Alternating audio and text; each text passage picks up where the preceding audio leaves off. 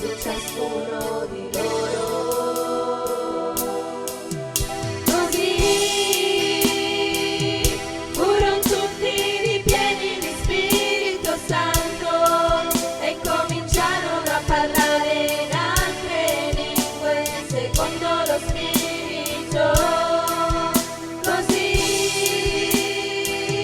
furono tutti ripieni di Spirito Santo e cominciarono a parlare in altre lingue secondo lo Spirito. Andate, predicate il mio Vangelo ad ogni creatura di questo mondo, e chi avrà creduto e sarà stato battezzato sarà salvato per l'eternità. Così furono tutti ripieni di Spirito Santo e cominciarono a parlare in altre lingue secondo lo Spirito. Così furono tutti ripieni di Spirito Santo e cominciarono a parlare in altre lingue secondo lo Spirito. Così furono tutti ripieni di Spirito Santo e cominciarono a parlare in altre lingue secondo lo Spirito. Così furono tutti ripieni di Spirito Santo e cominciarono a parlare in altre lingue secondo lo Spirito. Spirito Santo, vieni. Vieni, Spirito Santo, a stappare le orecchie, a stappare i nostri cuori, a togliere le scaglie ai nostri occhi. Ora, in questo momento, Spirito Santo, vieni. Noi non vogliamo più essere sordi alla parola. Noi non vogliamo più, Signore, essere ciechi alla parola. Noi non vogliamo più essere insensibili alla parola. Noi vogliamo che la tua parola tocchi veramente tutto l'essere nostro. Vogliamo che la tua parola trovi posto dentro di noi. Vogliamo che la tua parola venga trattenuta dentro di noi. Vogliamo che la tua parola faccia quello per cui tu la mandi, nel nome di Gesù, dentro di noi, affinché noi possiamo essere annunciatori veraci della tua parola, affinché quando noi parliamo con la convinzione che tu ci dai, attraverso quello che ci fai sperimentare, noi possiamo coinvolgere chi ci ascolta, tutti coloro che sono attorno a noi, nel nome di Gesù. Grazie, Signore, per la parola, e grazie, Signore, per ognuno di noi, per tutto quello che la parola produrrà dentro di noi. Sono parole che ormai tu da tanto tempo annunci, ma sono parole che tu vuoi farci penetrare affinché noi non ci scomponiamo più, e che da oggi in poi, da questi periodi in poi, da quest'anno in poi, incominciamo a costruire nel nome di Gesù, perché tu a questo ci hai chiamato, a costruire la tua Chiesa nei cuori degli altri, nei cuori dei nostri parenti, amici, conoscenti, vicini di casa, nei cuori di coloro che ci guardano, nel nome di Gesù. Noi ti ringraziamo, ti lodiamo e ti benediciamo. Grazie Gesù, amen. È la continuazione, è la seconda parte, diciamo, della parola dell'altra volta. La parola dell'altra volta il Signore ci ha parlato della grande fede del centurione. Gesù è stato ammirato, è rimasto ammirato di questa grande fede. Ma perché era una grande fede? Perché è stata una grande fede? Perché abbiamo detto che il centurione intanto era romano.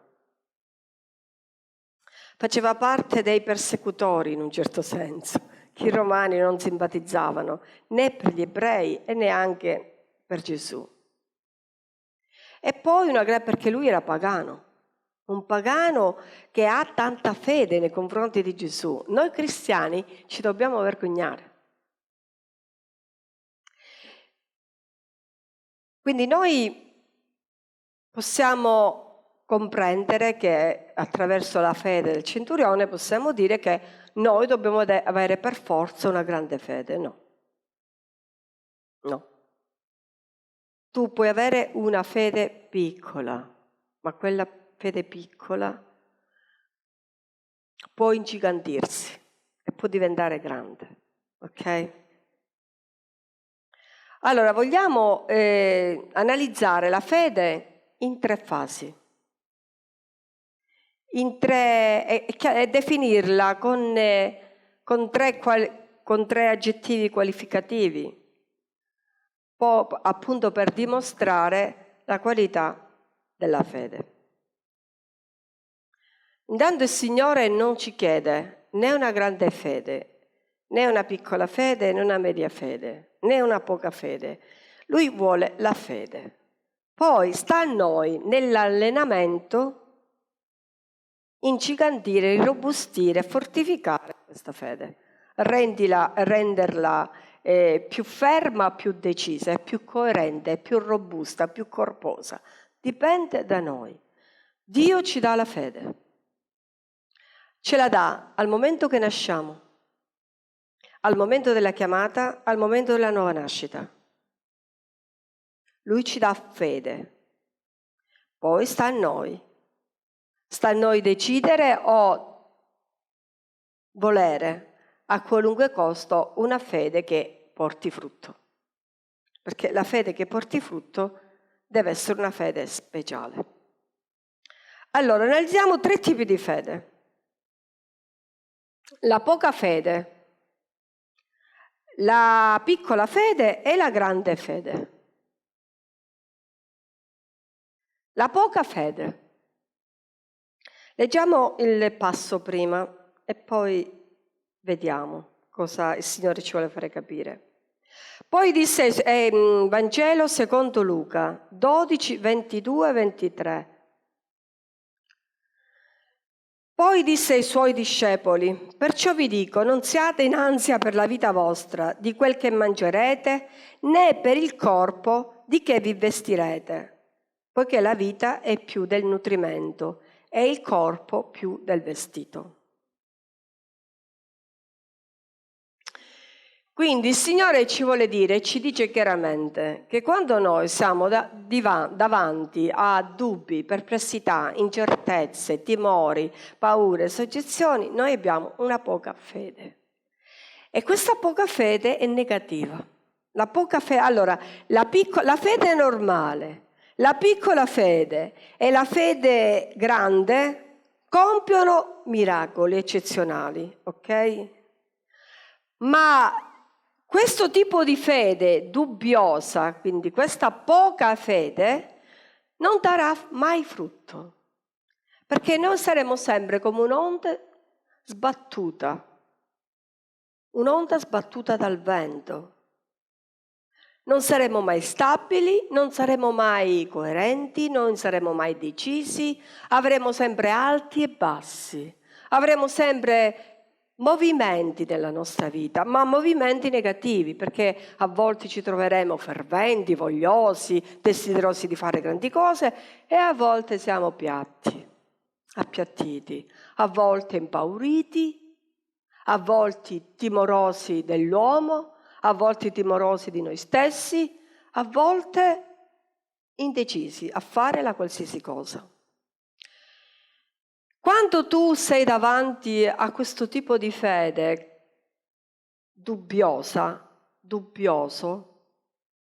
tu non permetterai mai allo Spirito Santo, io, non permetteremo mai allo Spirito Santo di svolgere la propria azione, perché noi stiamo aprendo delle brecce per cui il nemico entra e ci seduce. E con quella seduzione noi non saremo capaci di produrre effetti e cambiamenti e miracoli e frutti. Perché? Perché noi saremo fragili, noi saremo lontani dalla vera fede che Dio vuole che noi abbiamo, lontani dalla vera figliolanza. Un figlio, ovviamente, quando è con il proprio genitore, quando è con i propri genitori, si fida. Non dico da grandi, perché da grandi siamo un poco tutti quanti sbandati, tutti quanti per i fatti nostri. A volte, se siamo nel mondo, crediamo più a quelli del mondo che non ai nostri genitori. Ma da piccoli abbiamo una fiducia immensa nei nostri genitori. Ci fidiamo ciecamente. Sono i nostri genitori, crediamo che ci amano, crediamo che ci parlano con sincerità, crediamo che ci possono portare avanti, che ci possono proteggere, ci possono dare sicurezza e via discorrendo. Ma da grandi, quando noi incominciamo ad essere ribelli, disubbidienti, folli, noi ci distacchiamo completamente dalla vera fiducia. Quindi pensate che noi con Dio siamo così, figli che dovremmo essere maturi, ma figli ribelli e disubbidienti perché non ci fidiamo. Quindi quando diciamo di avere fede, sì, io in Gesù ci credo sicuramente, ma non hai quella fede, non ho quella fede che vuole, che richiede il Signore. Se il Signore ci ha dato una fede genuina, una fede sana, e noi l'abbiamo inquinata con la disubbidienza e la ribellione, con la paura, con l'incertezza, con i dubbi e le perplessità che ci contaminano la mente, ci contaminano il cuore, e noi siamo sempre traballanti e noi ci troveremo sempre in un punto morto dove sempre diremo ma che mangerò, ma che come sarà il mio futuro, ma chissà come sarà la mia vita, chissà cosa farò nella mia vita. E come mi potrò vestire se non ho questo, se non ho quello, se non ho quell'altro? Quando noi siamo davanti a questo tipo di fede, non c'è fede dentro di noi. Non abbiamo fede. È una fede che ti dà il mondo. Cioè una fede che se tu vedi, credi, se tu non vedi, non credi. Perché la vera fede del figlio di Dio, è la fede del bambino. La fede cieca che si fida ciecamente del proprio genitore. Basta. Cioè se Dio dice una cosa, quella cosa è. Facciamo degli esempi. Il Signore ci ha chiamato. Ma io sono incapace, non so parlare. Ti ha chiamato. Ma io non posso, ti ha chiamato. Ma io non so cosa devo fare, ma ti ha chiamato.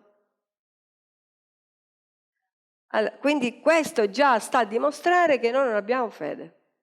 La fede è quella umana, quella che hanno tutti, che alla prima difficoltà, un minuto, come si volgono subito indietro. No. Un'altra cosa, qualcuno ti insinua nella mente che può essere un amico, che può essere un confidente, che può essere un nemico, che può essere il nemico stesso, ti insinua nella mente che se non ti sposi, se non lavori, come ti va a finire, cosa avrai della vita, ma come potrai vivere, come potrai campare, come potrai avere quello che è giusto avere in questo mondo. Appena tu poggi lo sguardo e poggi il tuo cuore su questo pensiero, sei caput, cadi. Cadi perché il nemico sa come giostrarti, sa come farti cadere. E in quel momento tu dimostri di non avere fede. Perché il vero figlio di Dio cosa fa? Dice, vabbè, è vero, però io sono nelle mani del Signore, ci penserà il Signore, farà di me quello che è giusto fare e al momento opportuno mi darà la giusta occasione, la giusta necessità, la giusta cosa che mi permetterà di vivere bene. E vedete, questo io l'ho analizzato, l'ho sperimentato nella mia vita, perché prima di sposarmi, prima di conoscere anche Carmelo, prima di essere lontana dal pensiero che Carmelo poteva essere mio marito, ecco, già cerchiamo di essere molto più precisi. Molta gente mi diceva: ma lo capisci che tuo padre è grande? E dice, sì, certo, poi che sono orba, certo, lo vedo che mio padre è grande. Ma tu non puoi vivere così. Qual è il tuo lavoro? C'è servizio a tempo pieno per il Signore. Ma ieri così mica sfrondata? Servizio a tempo pieno. Ma lo capisci? Ma lo stesso puoi servire il Signore? Sì, se mi marito con quello giusto, ci diceva, con la persona giusta, ma se mi sposo con che mi innamoro di un diavoletto, io non lo so se potrò servire il Signore. Avendo le esperienze di molti, ovviamente io non volevo rischiare. Però io davo questa risposta e dicevo sempre, io sono nelle mani del Signore, il Signore sa come intervenire nella mia vita, il Signore sa come e quando intervenire nella mia vita, con le cose giuste e al momento giusto. E riposavo, io non andavo a casa ferita, io non andavo a casa dubbiosa, non andavo a casa preoccupata, tremante, no, ero tranquilla. Dico, io sono nelle mani del Signore, il Signore penserà alla mia vita, io penso alle sue cose e Lui penserà alle mie cose, punto. E così è stato. Cioè io ringrazio il Signore per questa fermezza che mi ha dato, e così è stato. Cioè io non mi preoccupavo, ora ad un certo punto, certe volte, sapete che dicevo? Vabbè, me ne vado in Africa. Il Signore veramente è venuto pienamente verso di me con una misura traboccante. E questo non l'ha fatto con me perché io sono speciale, lo può fare con ognuno di voi. Nessuno si sente esclusa dalla misericordia di Dio. Siamo noi che limitiamo la potenza di Dio. Perché se continuiamo ad avere questa poca fede dubbiosa che ci permette di essere sempre instabili, perché oggi sono felice, contenta, sono felice, il Signore mi ha parlato, io sono convinta, domani basta un pensiero negativo che il nemico mette insieme alla mia mente e io cado, come un peretto, come si dice in siciliano, rende meglio in siciliano veramente, come un pero, ecco, come una pera matura. Ma la poca fede è dannosa alla nostra vita, non dannosa alla salvezza. Perché se io ho accettato Gesù, se ho fatto l'esperienza, se io cerco il Signore con tutte le mie forze, io la fede, la salvezza non la perdo, però vivo male in questo mondo. Perché Dio mi potrebbe dare molto di più di quello che io desidero. Ma sono i miei limiti, ciò che io limito la fede, con i dubbi, con le perplessità, con le ansietà. Il Signore dice non state in ansia, ci sta sollecitando, non state in ansia, tutto il futuro è nelle mie mani. E se è nelle mani di Dio il nostro futuro, già il futuro è nelle nostre mani. Quindi stiamo attenti e tranquilli, riposiamo in Cristo, chiediamo la fede, quella fede che ci permetterà di ottenere, quella fede chiara, quella fede nitida, quella fede trasparente. Poi ci colleghiamo, ritorniamo poi di nuovo a questo discorso. Poi un'altra fede si chiama piccola. Aggettivo qualificativo, piccola. Quindi la piccola fede noi la leggiamo in Matteo 17,20. Allora i discepoli, accostatisi a Gesù in disparte, gli chiesero: perché non lo abbiamo potuto cacciare noi? Vi ricordate quando gli hanno portato un indemoniato? E i discepoli si misero a pregare, ma non hanno ottenuto la liberazione di quel ragazzo. Egli rispose loro, e perciò loro giustamente si sono meravigliati, dice, ma come? Perché noi non l'abbiamo potuto fare? perché non lo abbiamo potuto cacciare noi? Egli rispose loro, quindi Gesù rispose, a causa della vostra poca fede. Quindi non piccola fede, poca fede. Quindi non ha importanza la fede, se è piccola, media o grande.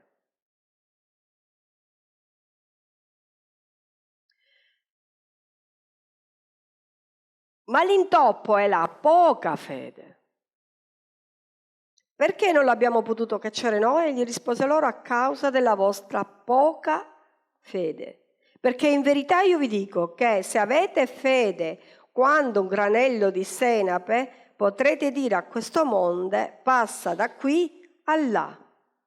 E passerà e niente vi sarà impossibile. Guardate che parole bellissime che noi leggiamo.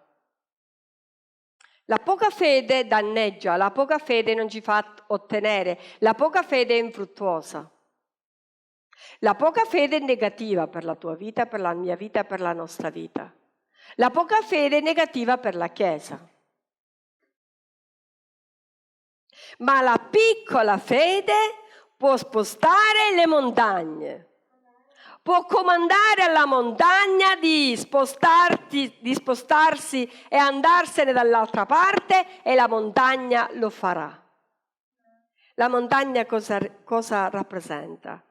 Il nostro problema, la nostra preoccupazione, il nostro dolore, il nostro cumulo di follie, di problemi, il nostro cumulo di incertezze precarie in questa vita. Il cumulo di confusione. Noi possiamo parlare alla confusione, possiamo parlare al problema e cacciarlo via nel nome di Gesù, spostarlo da noi. Ma in quel momento tu devi avere quella fede determinata, perché la poca fede generalmente è determinata, robusta, coerente, forte. Anche se è piccola, la poca fede ha queste qualità. La poca fede, quindi, ti darà il massimo delle tue aspettative. Perché paragona la piccola fede Gesù al granello di senape? Perché il granello di senape, sappiamo tutti, che è il più piccolo dei semi. Ma una volta che germoglia diventa grande, diventa un grande albero. Rispetto alle aspettative, il granello di senape diventa un grande albero. Quindi significa che la piccola fede, se tu hai la piccola fede non ha importanza, a volte c'è l'accanimento, è perché io non ho una grande fede e quindi non ottengo perché ho una grande fede. No, non è così, è sbagliato. Tu hai una piccola fede, usa quella piccola fede, poi diventerà grande, come il granello di senape, diventerà grande dentro di te, ma la devi usare, ti devi allenare e man mano che tu ti alleni, quella fede diventa un corpo dentro di te, diventa veramente come se il tuo corpo stesso è pieno di fede, il tuo corpo stesso è fede, perché diventa potente da capovolgere ogni situazione. Dici, ma io molte volte non ottengo, molte volte non ho ottenuto. Vuol dire che dentro, cioè vi ricordate quel discorso quando Gesù diceva che il giudice disonesto ha fatto giustizia? Pensate un po', Dio, il Padre, se non vi farà giustizia prontamente, ma ci sarà la fede al ritorno del Figlio? Al mio ritorno ci sarà la fede? Vi ritroverò con la fede? Significa che se la mia fede non si perfeziona dentro di me, va a finire che io ricevo il bene e poi vivo la mia vita a modo mio. Ma Dio questo non lo vuole. Cioè Dio questo lo permette per coloro che non hanno accettato la chiamata. Pazienza, fatti loro, ma io vi ho chiamato. Ok? Ma per chi è stato chiamato e ha accettato la chiamata, ci vuole portare avanti, ci vuole perfezionare, ci vuole elevare, ci vuole migliorare, ci vuole dare molto di più di quello che noi immaginiamo. Perché il Signore non vuole farci rimanere al posto primario, Lui ci vuole fare salire la scala e salire di livello, ma non perché ci vuole fare insuperbire, ma perché vuole che noi diamo più di quello che potremmo dare e perché vuole che noi possiamo ottenere ciò di quello che noi speriamo di ottenere. Perché Dio è grande, è un Padre d'amore. Ma se vede che la mia fede è imperfetta, se vede che la mia fede è traballante, se vede che la mia fede è a correnti alterne, oggi mi sveglio positivo, domani mi sveglio negativo, e come lo danno? Quando mi vede così, il Signore mi vuole perfetto, non lo fa per cattiveria. Il Padre è un Padre generoso, un Padre buono che ci ama, di un amore grande, di un amore vero.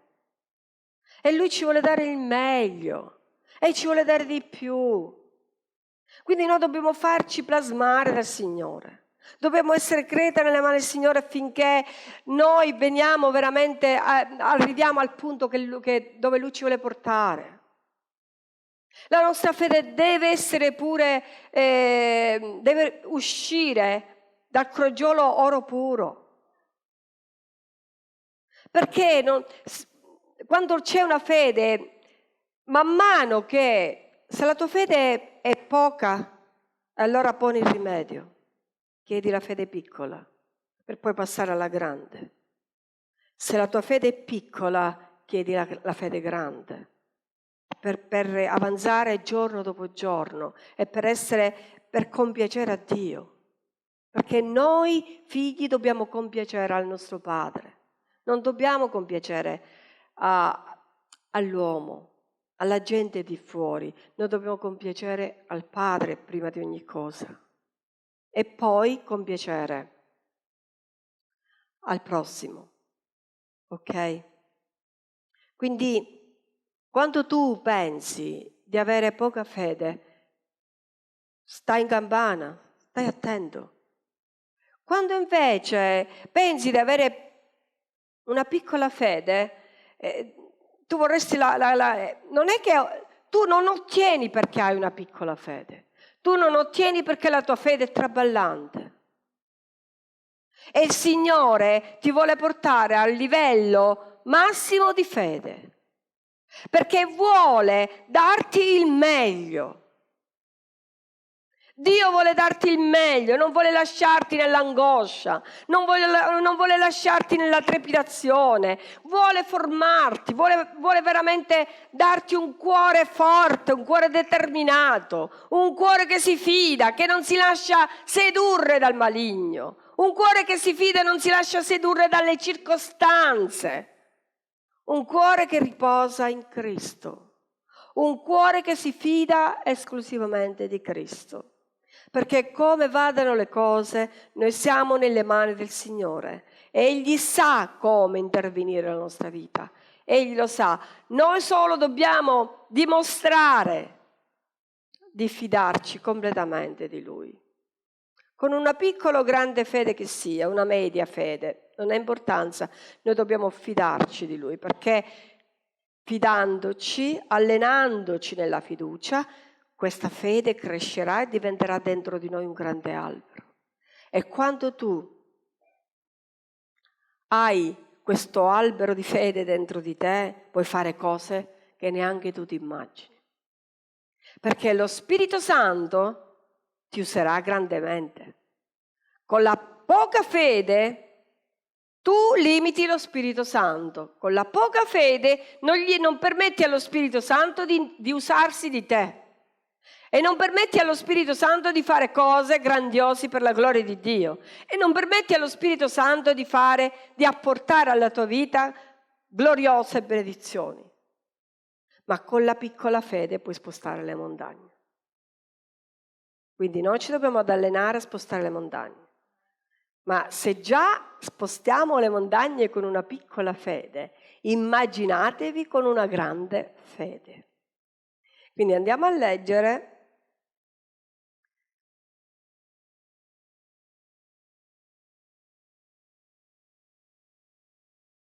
la grande fede. Quindi, prima di introdurre il discorso, pensate, gli apostoli, i discepoli erano seguaci di Cristo, ma non hanno potuto liberare quel ragazzo indemoniato, perché avevano poca fede. È vero che per alcuni ci vogliono molte preghiere, è verissimo. Però in ogni preghiera, se tu applichi anche la piccola fede, otterrai grandi successi nel nome di Gesù. Quindi già sta a dimostrare che con la fede, con la poca fede, noi non possiamo fare grandi cose. Ce lo dimostra Gesù con i discepoli. Sì, però i discepoli sono sempre da scusare, non avevano ancora lo Spirito Santo, anche se avevano visto il regno di Dio stare in mezzo a loro, che è Gesù, ok? Ma non avevano lo Spirito Santo. Ma noi che possiamo andare allo Spirito Santo e chiedere,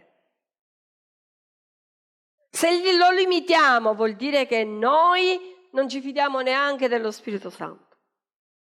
Quando io scopro dentro di me insuccessi, io non devo fare altro che piegare le ginocchia e dire: Gesù, Spirito Santo, vieni in mio soccorso. Io non so come pregare, io non so come liberare, io non so come guarire, io non so come risolvere questo problema, non so. Spirito Santo, vieni.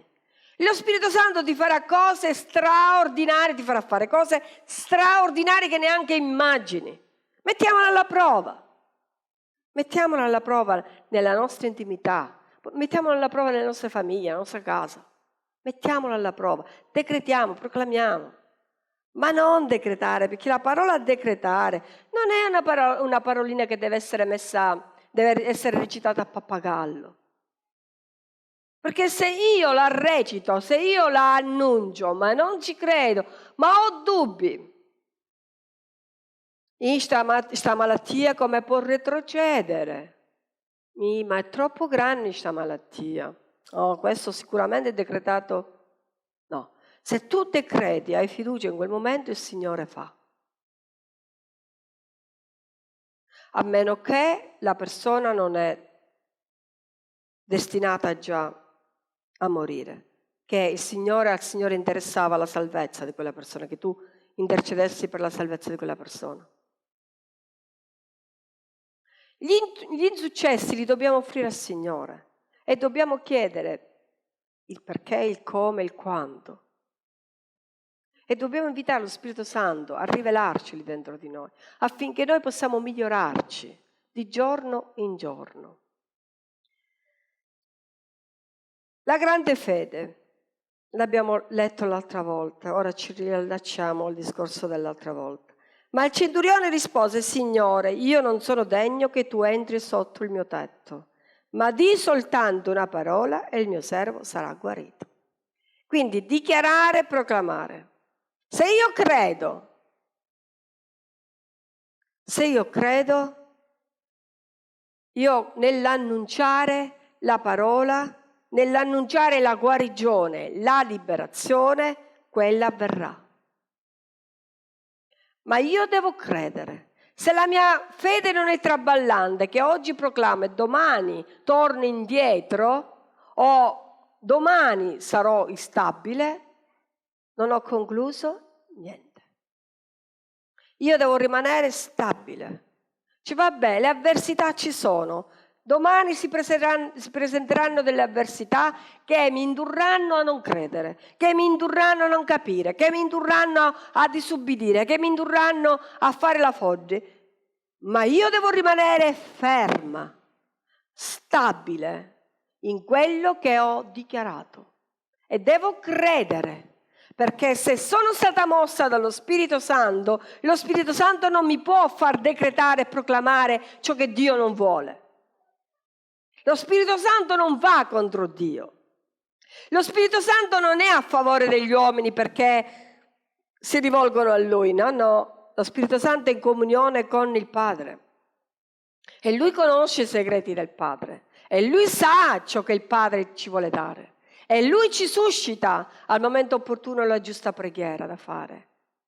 E quindi noi quando decretiamo, no, certo, se io decreto mossa dalle mie fantasie è normale ma se io faccio un cammino di fede, cioè dobbiamo capire questo.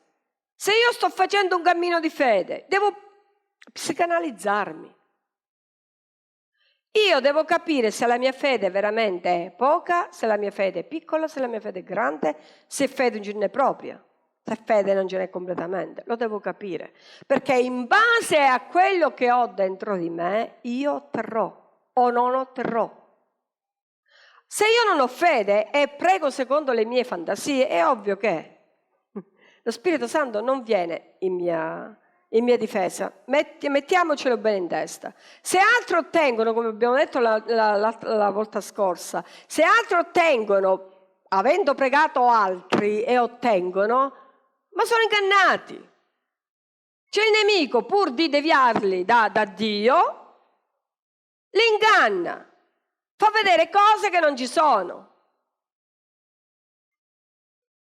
E una volta che sono ingannati, perché una volta che non vogliono credere all'amore della verità, la parola di Dio, è ovvio che sono ingannati. Quindi chi interviene? Non è certo Dio che interviene, Dio lascia fare. Quindi quando tu sei convinto di avere accettato la chiamata, di aver seguito Dio, di seguire Dio, di voler avere veramente di avere questo cuore sincero verso Dio, di camminare seriamente per Dio, di ubbidire a Dio, che è importante l'ubbidienza. Cioè noi non possiamo ubbidire secondo quello che ci fa comodo e ci piace, Noi dobbiamo ubbidire a tutto quello che o non ne piace o non ne piace. Perché apparteniamo a Cristo e dobbiamo seguire Cristo. Quindi se io sono convinta di questo nella mia vita, allora io posso decretare, posso proclamare e devo essere certa di ottenere. Anche se passa qualche giorno, qualche mese, otterrò sicuramente. Perché io l'indomani, visto che la grazia il favore non si è manifestato, io allora ritorno indietro. Allora, se in me c'è questo, la mia fede è fasulla, ok? Ma se io invece non indietreggio, anche quando non si manifesta, e mi metto le mani al Signore e dico va bene, Signore ha promesso, me lo darà, e anche quando non me lo darà, io sono nelle sue mani, punto. Questa è la fiducia del vero figlio di Dio. Però il Signore ci sta insegnando a credere, a proclamare, ad annunciare la parola.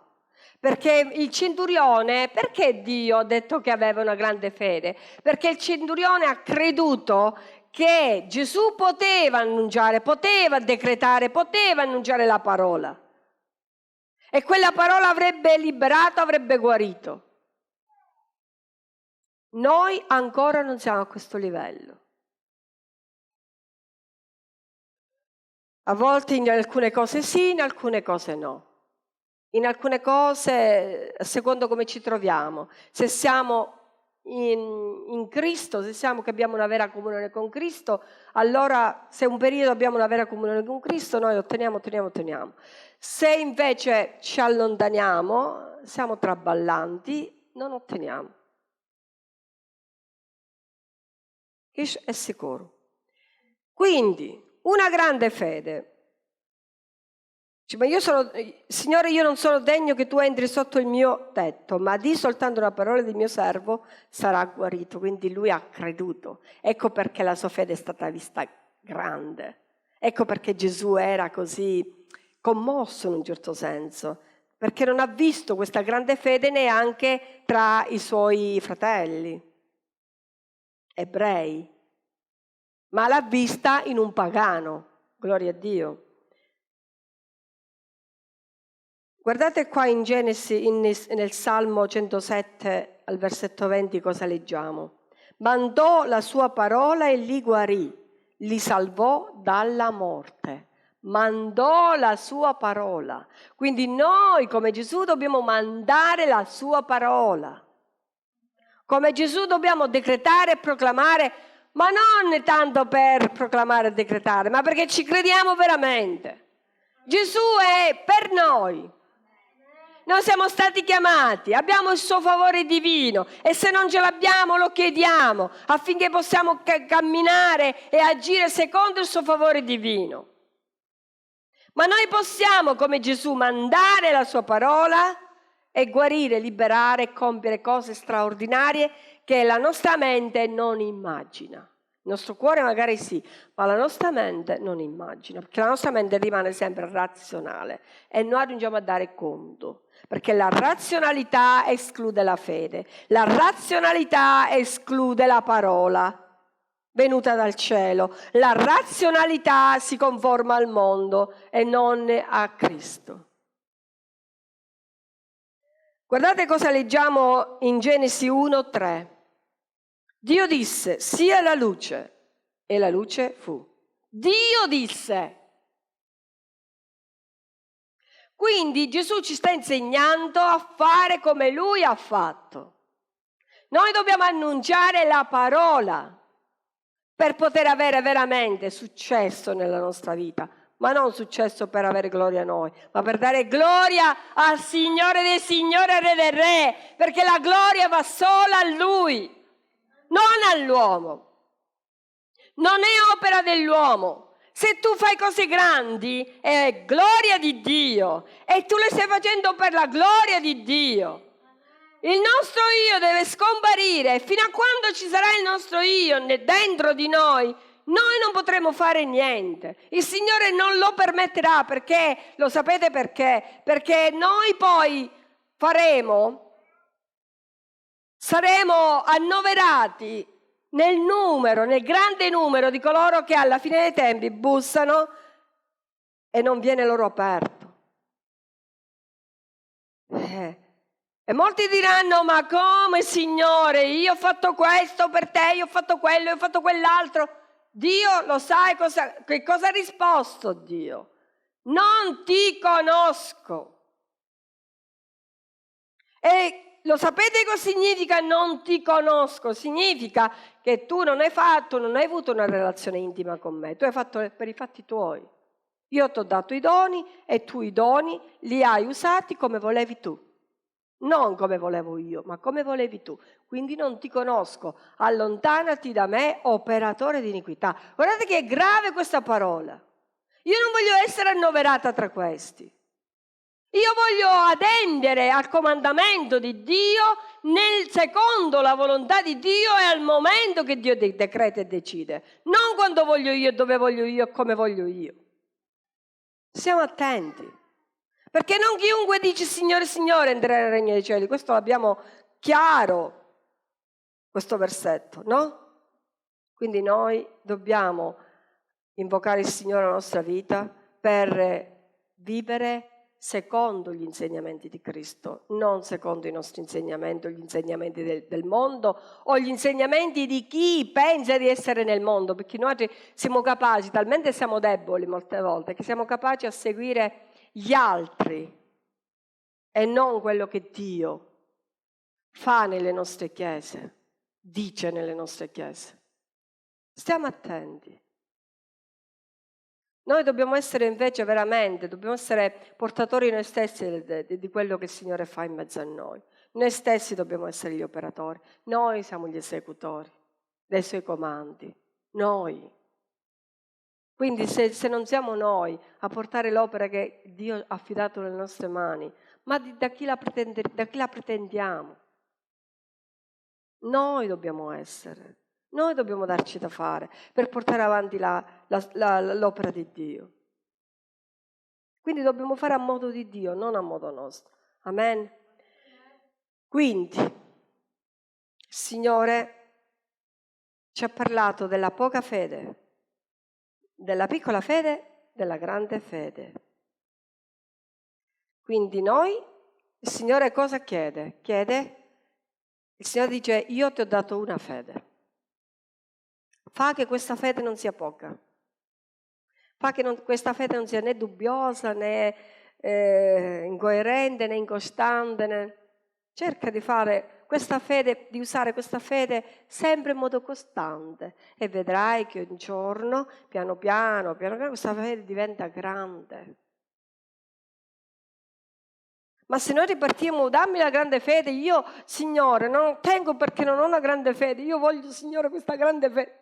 Ma se tu non sai usare la fede che ha ancora, ma come pretendi la grande fede? Invece allontana da te tutto ciò che non permette alla fede di agire, che non permette allo Spirito Santo di agire.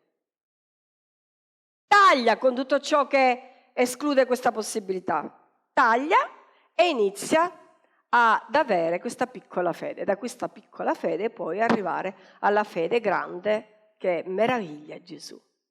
Amen. Noi vogliamo meravigliare Gesù, amen. Quindi facciamo questi passi. È la stessa cosa quando noi andiamo alle scuole elementari, poi alle superiori e poi all'università, no? C'è un passo, tranne ci sono geni particolari che non si sa come so, ma noi andiamo per gradi, quindi cerchiamo di fare le cose con grado, perché il Signore ha fatto, guarda, le cose le ha fatte gradatamente, volendo poteva fare così. Io voglio questo, fa che si faccia questo, che si faccia quello. Non l'ha fatto. Perché? Perché a noi ha voluto insegnare l'ordine, che ci sia un ordine ben preciso dentro di noi. È un'escalation. C'è un primo gradino, poi c'è un secondo gradino, poi c'è un terzo gradino. Piano piano. Perché se noi divoriamo, vomitiamo. Ma se invece mangiamo piano piano e facciamo piano piano. Ora, siccome in questo tempo noi abbiamo dormito, per 30 anni abbiamo dormito, cerchiamo di svegliarci e fare che sia ogni giorno una sorpresa per noi, che ci sia in noi la grande sorpresa di Dio. Amen. Grazie Signore Gesù. Signore, tu parli una volta, dice la tua parola, 2 volte, ma a volte non lo capiamo, Signore. Tu ci vuoi formare nella fede, Signore. Signore, poc'anzi quando il nostro pastore parlava della fede del bambino e poi lei ha detto il resto, mi è venuto in mente il cuore dei bambini, la semplicità. Signore, tu vuoi veramente che siamo semplici e crediamo in te, Signore, come i bambini hanno creduto nei genitori, Signore. Signore, noi vogliamo stabilità. Non vogliamo, Signore, essere sbattuti, non vogliamo che quella fede sia sbattuta dal vento, Signore. Oggi crediamo, domani no, Signore. Tu della tua Chiesa non vuoi questo, Signore. E come ha detto anche il nostro pastore, tanti anni che facciamo questo cammino. Ora, Signore Gesù, barcoliamo la fede, Signore Gesù. E hai parlato attraverso il nostro pastore, Signore, la fede di Giuseppe, anche con il nostro pastore Maria Antonietta, il centurione, ce ne sono altri. È vero, il Signore ci ha detto il nostro pastore che non ci sono scuse con noi perché abbiamo lo Spirito Santo. Possiamo dire allora quegli uomini hanno sbagliato, sono caduti nella fede, ma con loro non c'era lo Spirito Santo. Noi abbiamo, Signore, come aiuto, come guida lo Spirito Santo, e che noi a volte lo mettiamo da parte e diciamo fatti gli affari tuoi. Signore, noi, Signore, facciamo a modo nostro. Non otteniamo perché facciamo a modo nostro, pensiamo, Signore, di ottenere con le nostre proprie forze, Signore. Ma noi ci dimentichiamo che siamo figli di Dio. Abbiamo avuto una chiamata e dobbiamo vivere nelle tue mani, dobbiamo riposare nelle tue mani, Signore, perché sei tu che fai, sei tu che farai, non noi, Signore. A volte un giorno, come ha detto il nostro pastore, è vero, un giorno ci alziamo con tanta fede, crediamo, ti lodiamo, ti ringraziamo, l'indomani, Signore, invece, Signore, ti guardiamo con un altro occhio.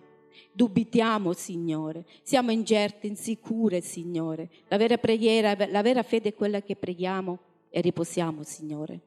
Noi, Signore, voglio dirti un'altra cosa, Signore, voglio pregarti per un'altra cosa, perché non so quando ti conosciamo realmente, Signore. Quando si conosce una persona si fida tranquillamente, non si dubita, Signore. Così noi vogliamo essere con te, principalmente con te, Signore. Tu sei colui che non delude, l'uomo delude, ma tu non deludi mai, Signore. A volte ci lasciamo prendere, Signore, da ciò che vediamo. Tu parli, ma noi non ci badiamo, Signore, perché vogliamo le cose tutte in fretta, perché noi mettiamo avanti i nostri tempi, i nostri pensieri, i nostri desideri, i nostri sogni, ma con te non è così, Signore. Se rispettiamo te, dobbiamo rispettare il tutto in te, Signore. E noi vogliamo avere la conoscenza della tua parola, perché se abbiamo conoscenza della tua parola, ti conosciamo in profondità, e allora sì che noi abbiamo fede in te. Qualsiasi cosa, qualsiasi circostanza c'è nella nostra vita, anche se attorno a noi vediamo cose non buone, anche se su di noi piove, Signore, cose che ci fanno male, ma tu sei con noi, tu sei per noi, tu sei in noi, e noi, Signore, vogliamo, Signore, veramente riposare in te, Gesù. Questa sera, Signore, questa sera noi vogliamo che tu ci dai una vera fede, come tu dici che non ti importa, Signore, quella grande fede, Signore, che poi, Signore, come ha detto il nostro pastore, la grande fede è quello che dice e rimane tranquillo, crede in te, creda alla tua parola, è la tua parola che opera, Signore, la tua parola che ottiene, Signore. Noi vogliamo conoscerti in profondità e vogliamo arricchirci della tua parola, perché la tua parola ci porta a conoscenza, ci porta a credere chi sei, ci porta a credere cosa tu fai, dove tu puoi arrivare, e tu arrivi là dove la nostra mente ragiona a volte, Signore. Noi non vogliamo una fede che ragiona, noi non vogliamo una fede, Signore, incostante, come quelle onde del mare o che oscillano, Signore. Noi vogliamo darti la libertà, Spirito Santo, nella nostra vita, e vogliamo che ci sia questo cambiamento di mente, soprattutto perché la nostra mente ragiona e non ti permettiamo di fare quello che vuoi fare nella nostra vita. Noi vogliamo un cambiamento radicale. Intervieni, Gesù, intervieni. Vogliamo una fede che non ragiona, che non è razionale, Signore. La tua fede, Signore, che ti hai creduto fino alla fine e hai ottenuto vittoria, Gesù, fino alla morte, Gesù. Fino alla morte hai creduto nel tuo Padre, nel Padre Celeste. E noi vogliamo questa fede, Signore. Tu sei il buon esempio, il vero esempio, Signore, di fede, Gesù. E noi vogliamo ottenere la tua fede, Signore. Intervieni, Gesù. Dacci un cuore malleabile, un cuore che ti lascia toccare, Signore, che ti lascia cambiare la nostra vita, il nostro cuore, la nostra mente, il tuo cuore, Signore. Metti docilità in noi, Signore, arresa in te, intervieni. Questa sera vogliamo andare a casa con quella fede che tu richiedi, Signore. Non vogliamo vacillare più. Siamo la tua chiesa, il tuo popolo, Signore, e tu hai grandi cose in noi, e noi vogliamo la tua fede stasera, Signore. Intervieni, toccaci affinché, Signore, anche noi stessi ci stupiamo, Padre della vita, nel nome di Gesù, nel nome potente di Gesù. Grazie, Signore, grazie perché tu ci stai portando, Signore, al livello che tu vuoi, e noi vogliamo raggiungere la tua statura, Signore, la tua statura, Signore. Grazie, Gesù, sei grande, onnipotente, nessuno è pari a te, nessuno può uguagliarsi a te. Noi abbiamo un grande Dio, un buon Dio, un grande Dio che non smette mai di fare, e tu, Signore, vuoi il meglio per noi, Signore, e vuoi darci il meglio per noi, Signore. Grazie, Signore, di esistere. Grazie perché sei la nostra vita, il nostro respiro, Gesù. Alleluia, gloria a te, Gesù, alleluia. Adonai, Adonai.